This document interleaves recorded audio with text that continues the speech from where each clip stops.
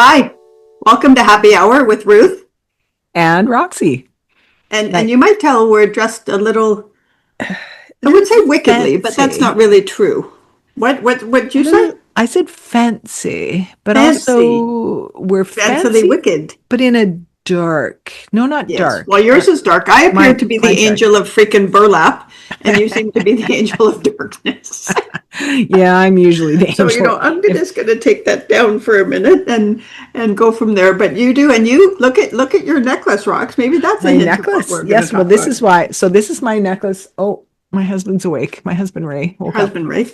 So this is a necklace that Ruth made for me, and it's got tarot cards on it, which It is does. feeding exactly right into our theme for this episode. It is. And why is that our theme for this episode, Ruthie?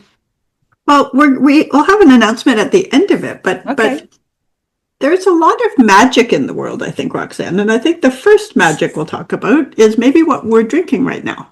Ooh, yes. Okay. I am drinking a red because, and this is the last of that bottle, so hopefully it will last me enough. But Yeah. it is from Deep Roots. Oh, is that a BC wine? Yeah, why does that not want to focus? Because it's focused too much on your pretty. Oh, there we go. Face. There's the sweet spot. Yeah, Deep Roots. Deep Roots Winery, and that is an Okanagan winery. Oh, nice. I believe, and this is a Cab Franc, and it's quite delicious. That's lovely. Well, I am drinking bubbles again, and because I only have, I don't know, 4 or 5 bottles left, I've become a little obsessed with drinking bubbles. And the problem is, it's not like I've become obsessed. Like, no, you shouldn't drink them. It's like, but I have to drink them. That's Yes. all I want. It's all that tastes good. It's a problem. Yeah. So we will have to tag Stoneboat in this and maybe do a little plea at the end for more bubbles. Yes, absolutely. It is our favorite. It is just, there's something magical about it. There is magical. Magical. See, we're back. Yes. So let's so Roxanne, do you believe in magic? I absolutely do. Yep, I absolutely do.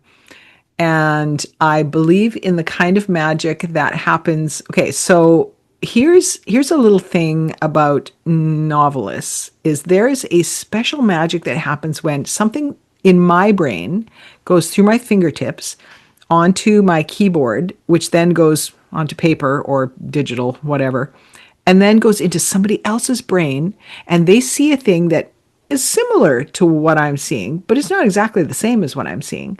But what I'm feeling goes through that into them. That is magic to me. It is magic, right? That is amazing when you think about it. How does that happen?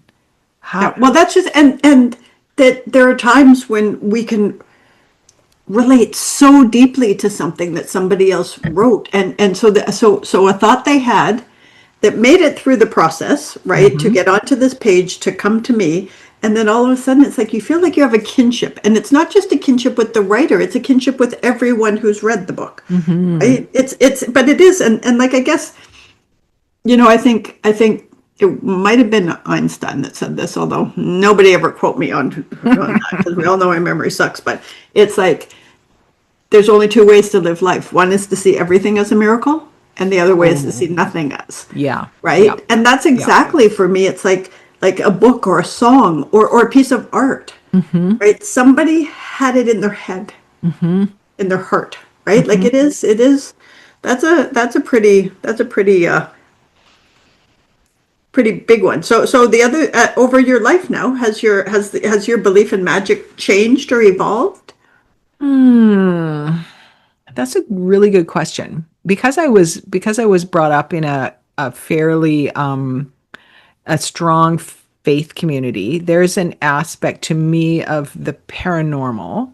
Right. If you believe in God, or if you believe in angels, or you believe in anything, to me that is believing in something that you can't see. You have to have faith for it. So that's no different. Right. It's not really different for me than believing in magic. If you believe in this thing, well, then you have to have your mind open to everything else that's magical. Right. That's but how I feel for about it. me, that opens a question, because that definitely isn't the response I would have got from an evangelical Nope. about the kind of magic word. Like so it's Yeah. interesting to me that you were able to discern that even at a young age, right? Mm-hmm. Whereas the other is like you want to you want to scare a seriously religious person, bring out your tarot cards at a party. Mm-hmm. Yep. You better bring out a Ouija board. Oh yeah. Yeah. I've never done that. I know. They don't But like okay, it. so for Wait, me, you've never done Ouija or brought it I've out? I've never done Ouija board. I've never done it either because it scares the hell out of me. It doesn't scare me at all. I'd be super interested in doing that. But okay, so for me, what kind of solidified it all was Christmas with this. Well, God is real, but Santa Claus isn't real. What? How do I teach my kids that God is real, but Santa Claus isn't real? If you believe in one, you need to believe in the other. You can't decide which things. You can't Right. parse it out. For me, I couldn't Right. parse it out like that. I'm like, well, because actually Santa Claus was a real person. Right. So I just, the magical part of it to me is the beautiful part of it. So let's embrace all of it. So then if you're going to go into, I mean, right now I'm writing a book with a friend, Leanne, you're watching, I know, that has a lot of very magic. good author. Yeah. Yeah. It's got a tree house that is magical. Who doesn't want to live in a magical tree house, right? And I love it. I love it. There's a I mean, I'm only a few chapters in already, and yet the amount of magic that she typically writes in her books is just so cool, and it's connected with Celtic mythology and all these Right. things. So Oh, that's so cool. if it only exists in our imagination or our dreams or when we're asleep or whatever, does that matter? Does it matter if we can't touch it like right now? Not to Right. me. No. So No, but that's interesting. But also, when you said, the Celtic, it twigged me a little bit of how many different cultures have different but similar magics. You know what I mean? And apart from organized religion stuff. Yeah, yeah. And so, but I think that's just it. It's a little bit about, and if you believe it and you feel it, then what's the difference between me feeling that and someone else feeling a connection to Jesus? Yeah, Right? yeah. And so I think that's interesting. So I mean, definitely this next one for you is were you raised practical or versus mystical? And we know the answer to that, right? And so I think for me it's even more because I was raised in a family where, I think even back then my mom wanted to read tarot cards. She was not like she pursued it or anything, but she was interested in it, right? She believed in things, right? And she came from a Scottish background, so maybe there's some of that there because Celtic, they're all in that region. Yeah, the Scots are I don't know what yeah. Scottish has, but I'm sure they have something, right? Oh, I think so. Yeah. Right. But Yeah. but Leanne like will tell us. but yes, but for sure for you, like growing up it really interests me because I was always raised to believe, and my mother would point out miracles and magic, right? So that was her language anyway. I don't quite know. I think my dad believed it. I don't think he'd ever admit it. But the other side of that is you, where it's interesting that you were asked to believe in something that never showed their face. Yeah. Right? Yeah. You can't see it. You're taking it 100% on faith. But there was a very clear distinction between the magic you were told to believe, right? Which magic was a word that was never used. Faith was used, right? And but to me, in fact, magic requires faith. And if you can't see it, if you can't feel it, if you can't explain it, well, what does it matter what you call it? Something that you believe in, God, magic, mythology, it's kind of all the same. Yeah, moons, right? Yeah. Right. But and I think that's sort of an interesting thing. It's like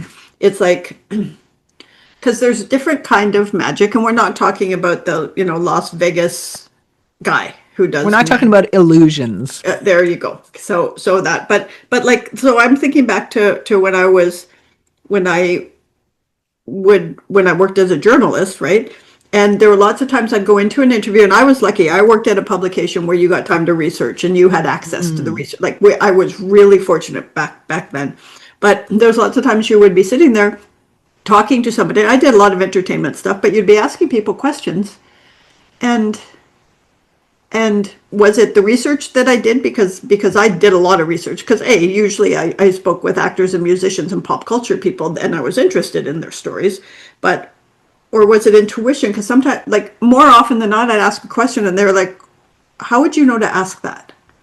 Ooh. Right? In some frame. Sometimes it was like, what do you know? But the other side of that was that intuition? Was it research? Was it an angel whispering in my ear?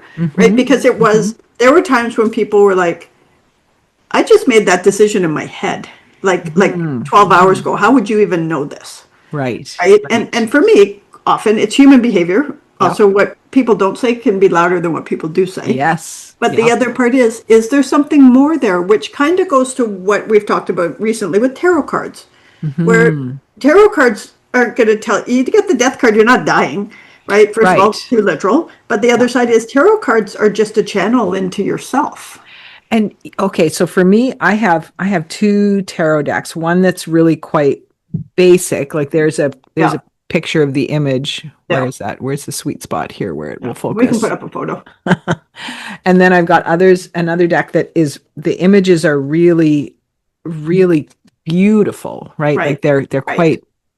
Wow. And do they come from the what's the typical one? I think the one that your necklace is made out of. Rider-Waite? Yeah, Rider-Waite probably. Yeah. And to me, what happens with tarot is the images are really important. The images are really evocative. And I've always been that way. Visual things. Right. There's so many ways to communicate a thing, right? Yeah. And image, visual, whatever you see can say things that you can't actually put into words, right? Yeah. So to me, that's the beauty of tarot cards is they symbolize something, but you will get a version of whatever the sort of generic imagery is there, and it will tweak something that is unique to you while still being applicable to a lot of people, right?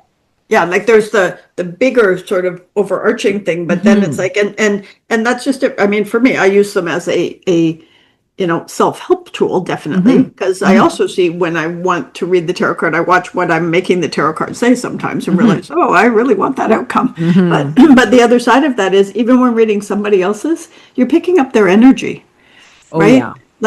It's just one of those things where it's like it has so much to do with the universe and all the energy and the woo-woo stuff. And the other part is like you really are picking up their energy, and not meaning, that you say a name and they jolt, because I don't pay enough attention to that and people don't react that way, right? But the other side of that is like you are picking up an energy from them because they pick the cards, right? And it's the same, I think.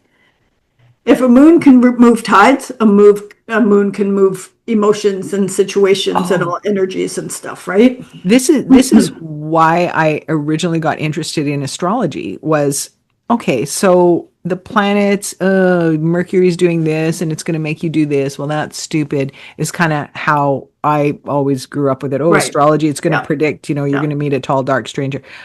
Look at the moon, as you just said. It actually affects the tides. It pulls water in a certain way.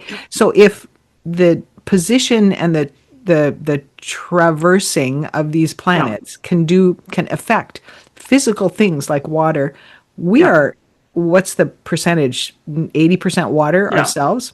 How would it not affect us? Yeah, how would these other planets? And okay, so you can say Mercury's or Mars is the god of war, whatever. All these things, Mercury's the messenger planet.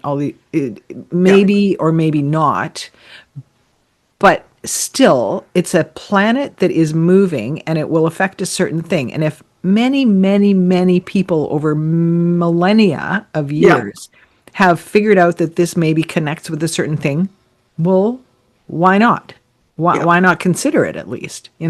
Why Yeah, not see if that but works? that's just it, and you don't have to, and you don't like because skeptics, and I think skeptics are good in this because I do Hmm. think there are people that take advantage Hmm. and Oh do yeah. things. But the flip side to that is I think skeptics would say, but you can't control it, and it's like there's a lot of things you can't control the tide, you can't Yeah. control the weather, you Yeah. can't like there's all of that kind of thing. But I think there is just sort of this I think it's a little external because there have been plenty of times and I have looked at some of this from a okay, is it like so I ask the universe for something and a sign and I say Mhm. okay, the sign's going to be I'll get a free coffee, right?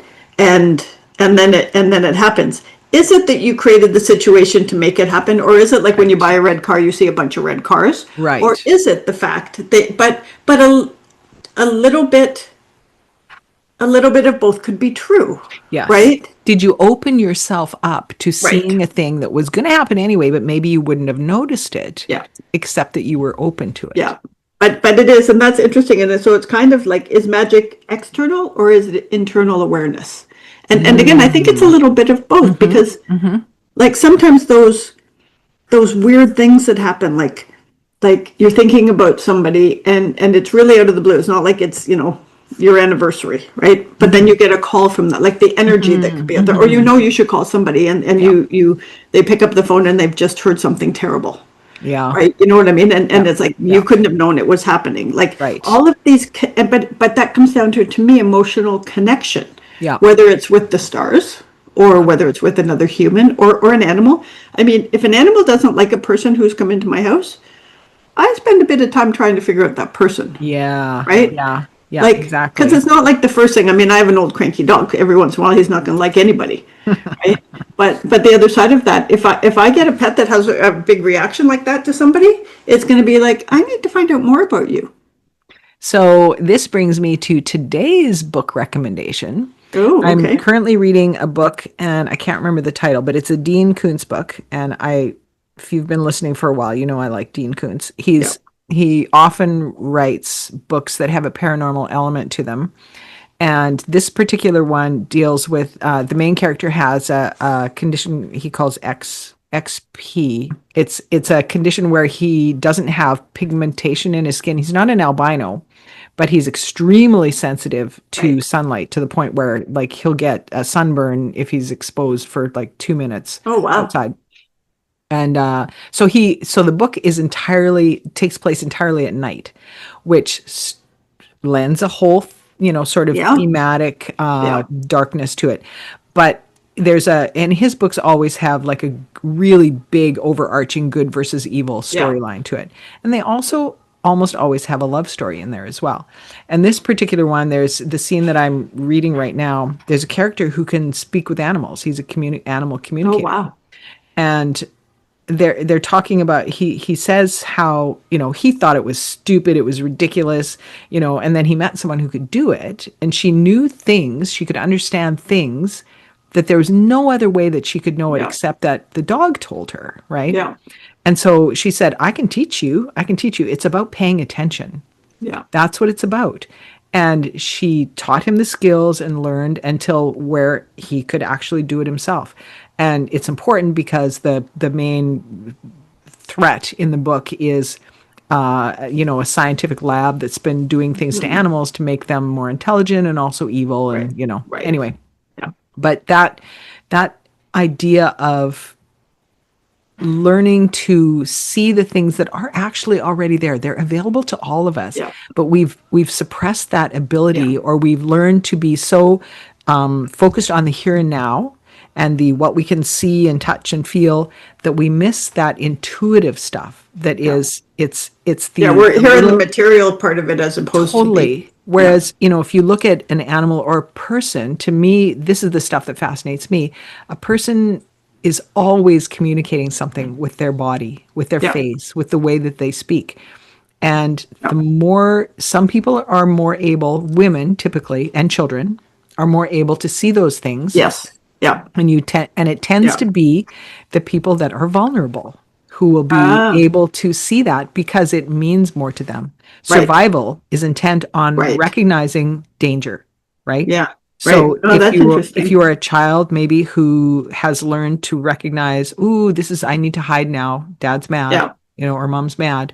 Yeah. You'll see those things and you learn to recognize those cues very quickly. And Right.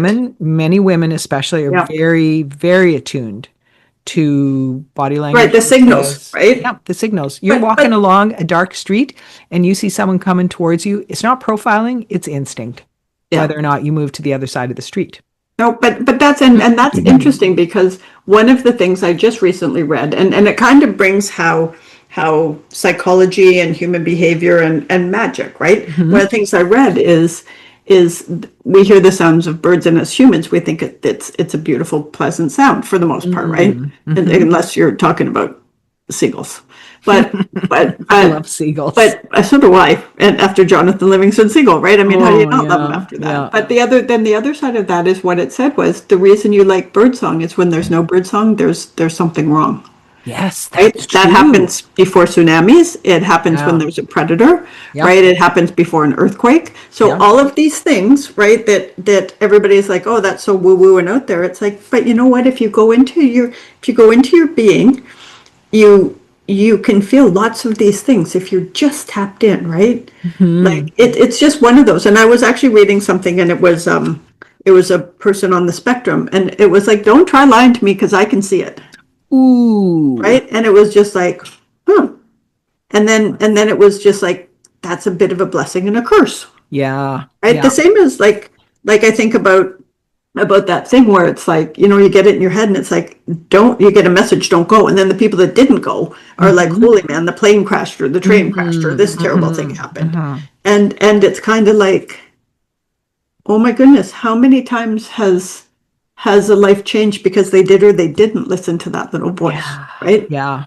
And just a little aside, going back to the bird song, did you know that most Mhm. of that is probably more than most? It's all about sex. It figures. It's all about territory. It's all Yeah. about finding a mate Yeah. and getting some for yourself. Yeah. And the book that this drew out for me is called Prodigal Summer by Barbara Kingsolver, which is Right. a very I love her, as Yeah. everybody knows. But Prodigal Summer is a book steeped in sensuality, and it's all about the natural world and the Right. sensuality in the natural world, and Wow. it's amazing. You'll never hear birdsong the same way after reading that book, and she does address the magic of it in that the paying attention part is the important part, right? Yeah. But that and I think that's just it, but it's also like when you think about the things, it's like, certainly dreams, but also like animal encounters. The first Mhm. time when we went to South Africa, Paul loves giraffes, right? Yes, he And so he was does. putting out this whole, we were talking about what he really wanted to see, and it was always came back to giraffes, and there was all these things. And as we're flying into this like lodge in the middle of the South African veld, low veld, I think it's called, is, they had to shoo the giraffes off Off the the runway, tarmac. right? Yeah. Oh my And goodness. it's like it's one of those where it's like there are times when you can, like, my nephew Dax at one point was doing a bunch of stuff for, and it's the gibbon monkey, right? Mm, And he was mhm. raising money and did a bunch of stuff, and then as a family they went to, and this is terrible, but I can't remember where they mostly the gibbons are. But at one point they were out with a guide, and they were going along a river, and all these gibbon monkeys came all out to the tip of things, and they started squeaking. And what the tracker said was, those are happy noises. It was like they came out and they recognized him. And he said, Oh, the tracker guy was like, I've never seen that before, wow. right? Oh, that's so cool. But like when you think about all those things that you can't quite explain, or how you know, before the phone rings, somebody's gone, Hmm. or Hmm. or that thing, like red flags are one thing because I think we take them in, and I think women take them in. Hmm. But there are Hmm. times when I've walked into a bar and looked at somebody and said to my female friends back when we were younger, was like, we have to leave now.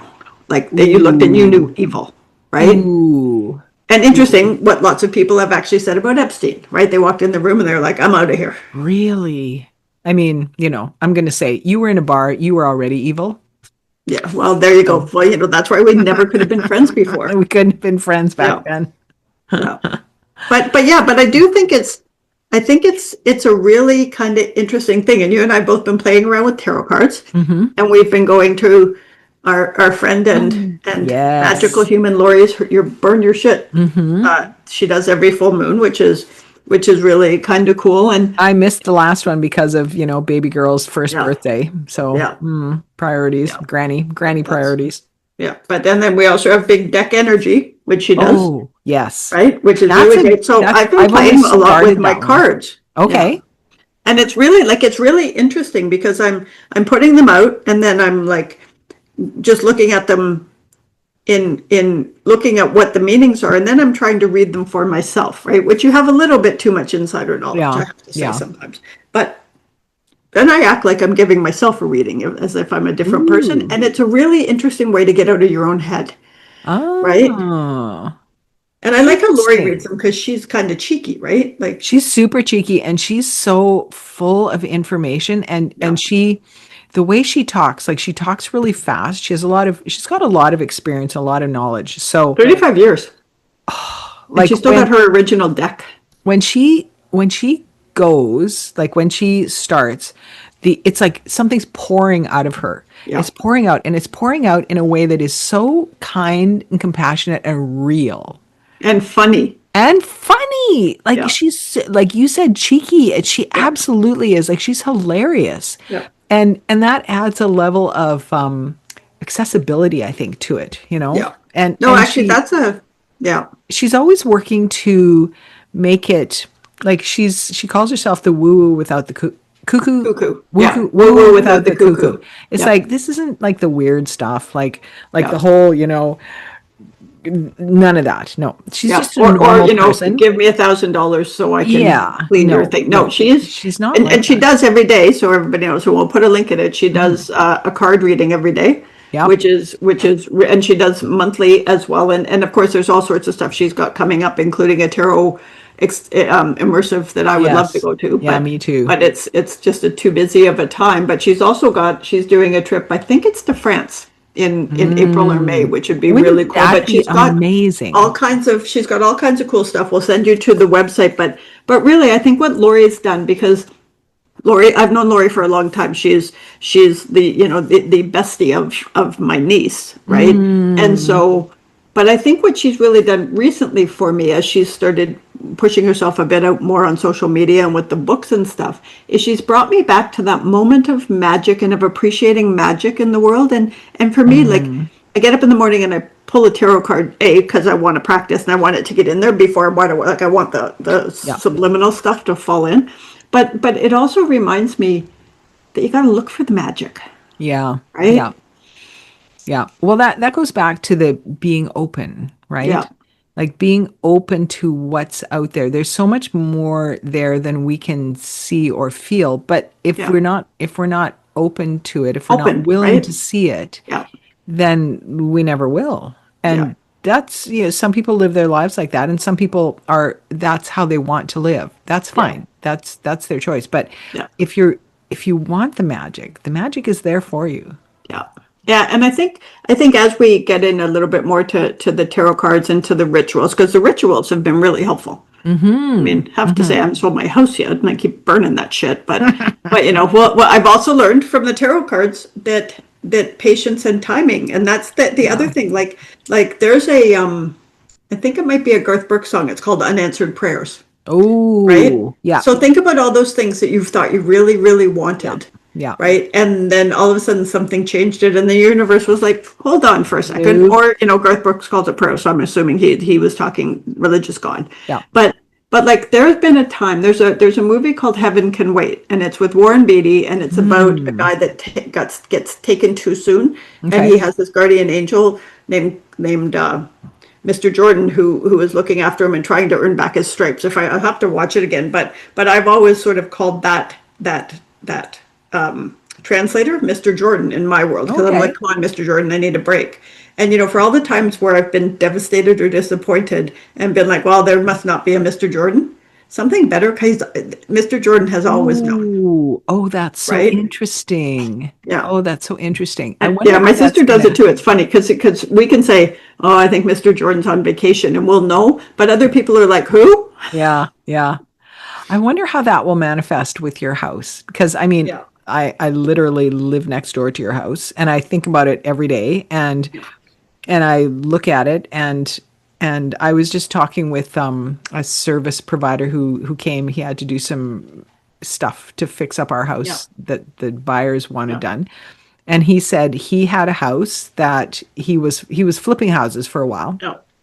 And he had a house that for 30 days he had for a month he had people come through. I think he said there were 30 people through and nothing. And then somebody this was a while back, before Yeah. they were routinely staging things, but somebody staged the house or before virtual staging was a Yeah. thing. They stage it, they put stuff in there and he had an offer the next day. Yeah. And it's just like you don't know what's going to tip the But balance that's just it. And we're in this suddenly, funny, right? like the funny thing. And I mean, I keep one of the things I think maybe I'm supposed to learn patience, although hard to learn patience sometimes. But it's also It's like the hardest thing to learn it is, because damn you have it. to be patient to do it. But you did well. That's exactly right. Like you gotta do it while you're learning it. Yeah, yeah. And but it is one of those things where it's like it's going to happen. We had some real interest at the end of the year. Of course, holidays it gets quiet. Well, All this those stuff. people are It's coming heating back. back up, but we're still getting like lots of views and lots Yep. of like there's Yep. there's there's action out there. But it's a weird market right now. Yeah. Yeah. So you're like, and I'm not relying on the magic to sell the house. We have a really good realtor for that. Hmm. But I'm using the magic as a way to send it out there because one of the things that I did just read somewhere was like, and it was Lori. It was a card that she read that day, and she's like, "So you want something done, and you're moving all the things forward, and it doesn't feel like it's going." It's like, well, have you asked the ancestors and your spirits and your angels? Have you asked them for help? Have you asked all the people? So I asked all the people, and that day we got a really great, good, interesting contract came in, which is one of the things I asked. And now I'm asking about the house. So I have faith it's coming, but I Yeah. also have to have faith that there's a reason it didn't come too soon. Yeah. Yeah. That lack of certainty is so challenging for us, right? As humans, right? Because we Terrible. don't know what we don't know. And Yeah. yet you have to trust that Yeah. whatever is happening in the way that it's Well, meant and you to have no happen. control, And you right? have no control. You have no control and you have no knowledge. Yeah. So But it that's does, tough. and I think for me, maybe that's why I've been more proactive with the cards Hmm. and with things because there's this gap of not knowing, and so I have to trust Mr. Jordan and I have to trust the ancestors, and so it feels like if you get connected a bit, you can go, okay, come on, man, That's right. Hey, hurry pay up, will attention. you? Come on, Yeah, let's do this. Let's but do yeah, this. so so. Do you have any stories? So before I tell you about the ghost I think is in my house, do you have any stories you want to share about I magic I happening? do. I have one story about it's a ghost story, and this goes back to when my middle daughter had her appendix out, and she was 12, 14, something like that. And I knew, okay, so my brother, and my sister, only three kids in the family, all had our appendix out when we were 14, roughly around there. So by the time my brother, who's the youngest, had his out, my mom was like, school called, and she's like, yeah, appendicitis. I'm coming to get him, take him to the hospital. So I've been sort of pre-programmed to recognize the signs. So she, had these signs. There happened to be a doctor strike at the time. It was kind of stupid. I'm like, she has appendicitis. She has appendicitis. Can we just take her to? Yes, you can try whatever test you want. She has appendicitis. So after a day Yep. of, them not being willing to accept that she had appendicitis, they diagnosed appendicitis and took it out. So it's the middle of the night, and I'm there in the middle of the night being like, we could have done this 12 hours ago. And the surgeon, when he came out, he tried to walk past me, and I'm like, so how is she? And he's like, well, could have waited till morning. Didn't have to get up in the middle of the night. I'm like, you're an asshole, actually, but thank you for taking care of my kid. So I go in with her, and we're kind of tag teaming because we got two other kids at home, right? Me and my husband. And so Your husband, Ray? my husband Ray. So I'm there in the room with her, and I'm like on a cot and ready to crash. And so I go to sleep, and I wake up to see my daughter, who is like incapacitated with drugs. And also she has an IV in this arm. She's got a blood pressure Yeah. cuff on that arm. And she can't move. She can't get out of bed. She is crawling over the railing of her bed and she is screaming, Mommy, Mommy, help me. I'm dead. I'm dead. And I jump up, as you would when you hear your kid say something like that. Yeah. Holy And man. I'm like, what is going on? And she tells me about this horrible dream that she's having. She's still in it because she wasn't able to move, right? And Right. suddenly she's climbing off, clawing her way out of that bed. So I get into the bed with her, hold her till she falls back asleep. Happens again. And the same thing. She's like, Mommy, I'm dead. I'm dead. You have to help me. You have to help me because I'm dead. So I came up with a scenario where we talked about like, who else is in the dream with you? Is there someone you can go to for help? And I sort of helped her navigate the dream world because there was someone there who could help her. So the next night, it's my husband's turn to stay while I go home with the other kids, and the same thing happens. And he's like, whoa, I guess you weren't kidding. Like, this is nuts. She's got this crazy thing happening. So, okay, she ends up with a, thank you, surgeon, massive infection. She has to stay in the hospital for a week. And at one point, they were talking about opening her up again because they thought there was something, an abscess or something inside. They didn't. Antibiotics did the job. So a week later, she's ready to go home. Should have been like an overnight procedure. Right. So as we're leaving, one of the nurses who just came on happened to be a client of Ray's. And we told her about these crazy dreams she'd had. And she just looked at us and she said, oh, that happens in that bed sometimes. Somebody died in that bed a few years back, and some people can feel that energy. And I went, oh my God, that's my first and only real life ghost story. Andrea felt it. She felt for sure, it. right? But also, she was really sick. So she maybe was the really person sick. that's in there, She was really sick. stayed there Yep. is trying to get them to get help because they don't. That person, that spirit, doesn't want them to Whoever end up died like there had Yeah. something, there was And some nobody energy in found that it. bed. Yeah. Yeah. Yeah. And ever since then, whatever, and I've always been inclined to be open to the paranormal. Yeah. And ever since then I went, ooh, okay, that whatever that was real. I was Yeah. there. I felt that. That Yeah. was real. Yeah, for How sure. about you?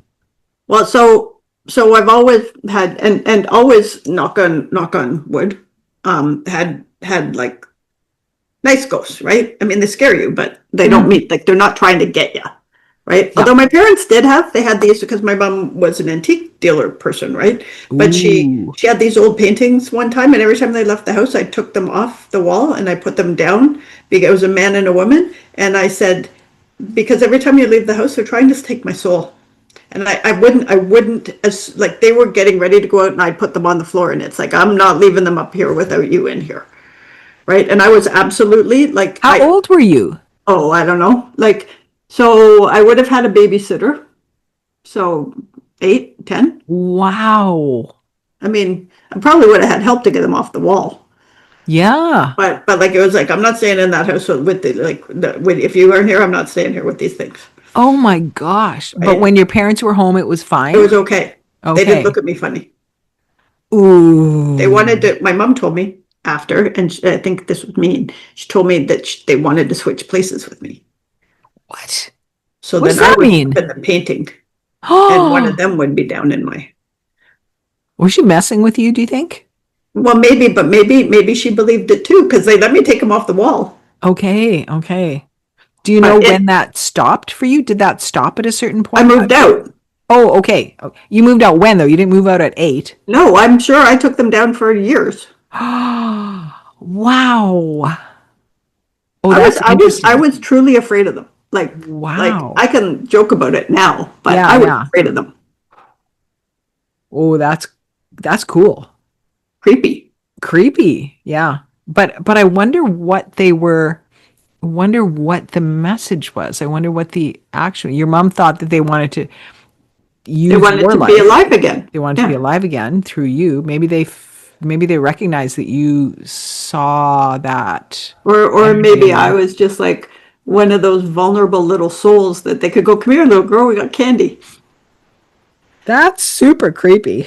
Yeah, it is creepy. But so here in this house, and it's not a bad ghost, but Chalupa gets weirded out randomly sometimes. But also, like, I I have a whole bunch of jewelry that's gone missing, What? right? Like I know it's in the house.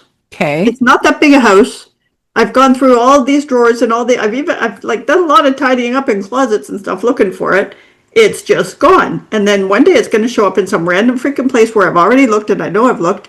And then something else, like things just keep going. And every once in a while I see a flash behind me. And I don't think it was the woman who lived here. I don't get any sense of grief or like anything like that. Like Okay. that whatever. So I don't know who lived here before, but for sure. And I don't think it's not a bad entity, but it's kind of like, okay, you know, if you want something, you kind of got to tell me what you want because Right. I don't know what you want and I want my jewelry back. That is And so I know that okay. I can feel it, right? But it's not scary. So that's really interesting. 'Cause how old is this house? Do you know? 70s, I think it was built. Okay. Okay. And the house that you lived in when you were next door to us was brand new, just like Yeah. ours was brand new. Yeah, and the cottage was pretty new. Yep, that would have been pretty And most new. of it, except the float home, everything else was pretty new. See, the move we're making, this is the first time in 23. 20 some years that we haven't 23. lived in a brand new house. Yeah. And this isn't it's a 15-year-old house. It's not Yeah. old, but it's older than brand new. And I'm really curious what kind of energy we'll be walking into. Yeah. Hopefully not just like mice living in the basement. Yeah. Oof. Yeah. But Although, but yeah, like and there are times like I've been places and certainly felt things. I really wanted to feel them in the pyramids, like in Egypt, but I didn't feel them. you were there? Yeah, but I didn't feel anything. You didn't feel anything. Oh, No, but I felt other places, right? Like but it seems like the more I try to feel it, the more I don't. yeah, yeah. Right. That's- But it is interesting. But I do think part of that is like, that's why I would really like to go to Germany, right? And pay respects at the concentration camps. Yep, But I'm yep. not sure because I'm an empath, I'm not sure that I could take it. Yeah, yeah. I have a friend, an acquaintance I used to know well. We've drifted since then, but her name is Cindy Brandner, and she writes of the Irish Troubles. Right. And she writes really deeply wonderful historical fiction about that. But she talks about the energy on the fields of battle and how you can feel it Yeah. if you go into, and it's like Diana Gabaldon's books the same way. You know, you look Yeah. at the battle of, I don't know Scottish history very well, Yeah. but you know, the battle of Culloden, Yeah. whatever, you can feel that Yeah. something happened there. You know it, that energy. Yeah. Whenever there was a dramatic, traumatic, Yeah. especially death, right? Yeah. That somehow it soaks into the ground, maybe with the blood. I don't know. Yeah. But that's just it. People It's like, can feel but that. what's the thing they say about they saw their spirit leave them, right? You know what I mean? They saw their soul leave them. And it's like, especially if it was traumatic, it was violent, like it is just one of those things. Like I did during COVID, I did a bunch of, they had historians, and what they would do is walk you through places. So I went through Auschwitz with Did? a PhD of online, right? Online, Like okay. it was a person, because nobody was going there and stuff. So Yeah. they allowed this expert to walk through, and you went online, and there were pictures interspersed and all this, and you got to ask questions afterwards of him and stuff. And even then, even through Zoom or whatever that person used, it was like you could feel it. You could feel the pulse of terror, the pulse of despair, right? Yeah. Like I got off it and I was like, I need to go sit in a corner, Yeah. right? So I can't imagine being there, but like we were in Cambodia, I could feel it, right? The killing fields, Ooh. you know, Vietnam, I could, like, there are just things you could feel. And some of it's just like, it hits you and it's like, oh, you know. But I do have to say, and I know it's sounding more cuckoo than woo woo, but I had one time, we got a bottle of wine.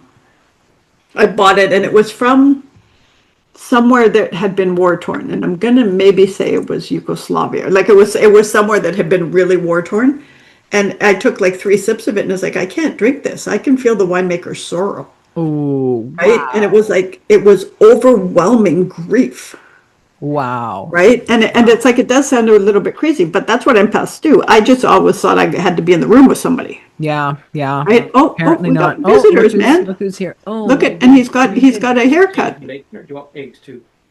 I thought we were gonna have a bag salad too.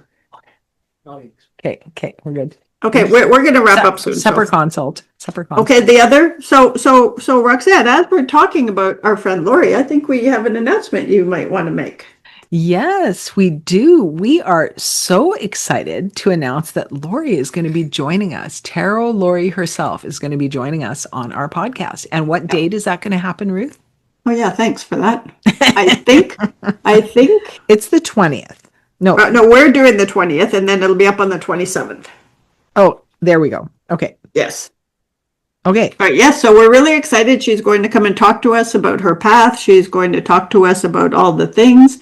Maybe if we're really nice to her, she'll do a little reading. Oh, we might get her to do that. Yeah. You know what? Maybe we'll even talk about lipstick with her. Yes, we definitely have to talk to her about lipstick because she has fabulous lipstick. She really does. Yeah. Yeah. In the meantime, we're going to start, we're not going to give it away, but we're going to start some teasers that you guys will see before you see this podcast about something special happening on the 27th. So we're pretty excited that she's been on a lot of big shows and that she would agree to come on our little podcast is really shows you how kind she is, right? And she's really good at the work she does. Holy doodle. Yeah. And she's we love what we've seen with her. And I'm so sad that I missed the last Burn Your Shit with her. But yeah, like she's such a cool person. The connection that you guys have, especially, as long as it has. And she's spectacular. First of all, she's a great writer and she's really freaking funny. It's like she's one of the people I know. Her voice in her books sounds exactly like her voice in person. She's very authentic. That. Yeah. Yeah. But she's one of the few people I know that could write comedy. Like she's really good. But she's also this really authentic, down to earth human and like if you see her daily readings, and we will put a link, and I'm going to start pushing the link out even before this comes out. Right. It's like, she gets into character sometimes. Like every once in a while, she turns into something when the tarot's telling you something, and she'll turn into this character for like 3 seconds. But she's really funny. Also, she cusses. She sure does. Yeah. So anyway, we're really excited. She's going to come and join us. And so if you have some questions you want us to ask her, first of all, go check her out. Maybe buy her books. Maybe go look at her videos. Maybe watch her Instagram. Her Instagram Instagram. Sign up, follow her, do all the things. And then if you have questions, we will happily ask them of her. So let us know. So what are you grateful for, Rox? Oh, I'm grateful for a husband who's willing to make supper when I have not got to it. So that's pretty good. Given that we had Valentine's Day last week and I'm not super Valentine's-y, but this is, to me, that's love. And I'm grateful for it. Oh, that's a good one. What are you grateful for? I have a husband who just came in and stared at me over my shoulder to see when I'm going to put the pizza on, just saying. So, I don't have the same husband. But you're grateful for him. I am grateful for him. I am grateful for what will be by this point the end of the Olympics, I think. So I might get my husband back because he is obsessed with it all. And he's watched all of it. He's probably the most sports obsessed. And my husband is a big sports fan. Yeah. But Paul takes the cake. But I'm grateful that he has this thing that he really is interested in, right? And he keeps coming out and telling me stories about it. It was easier when we lived beside you. It was much easier. Yes, you could come to my house. Yes. But you could swap. Okay, my husband's going to go to your place. Yeah. Your husband, Ray. My husband, Ray. Yeah. Yes. Yeah. Okay. So. All right. What do we want more of, Roxanne? We want more happy hours. What do we want less of, Ruth? Less bullshit. Less bullshit. Give us the reality. Give us the happy reality. Yeah. And, all the time. Get rid of what's his face causing all the trouble. Yeah, he needs to go away. Yeah, and also if there's anybody new joining us, because I have been engaging on threads and places. We're really glad you're here, and we want you to engage with us. If this is your first episode, come tell us what you think. Tell us what we can do better. Tell us what you liked, right? And even if you've been here for a while, right? Yeah, come and tell us all the things. All the things. We're all the things. We want to hear. Okay. Have a good weekend. Have a good week, everyone. Okay. Bye. Bye.